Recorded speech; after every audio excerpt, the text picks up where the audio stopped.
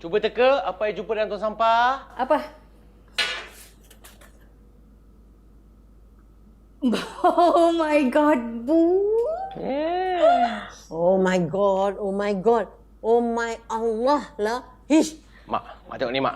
Ha, Nampak tak? tak nampak. Mana ni tekan, Mak? Sini. Oh, okey. Nampak? Oh. Oh. Mak, brand ni dalam senarai barangan yang diboikot sebab support genocide di Gaza. Ish, aku tengok si Angah relax je beli. Itu hak dia lah. Kita orang respect je kalau dia nak makan ke apa ke. Tapi masalahnya dengan si Polan ni, dia memang tak boleh. Siapa?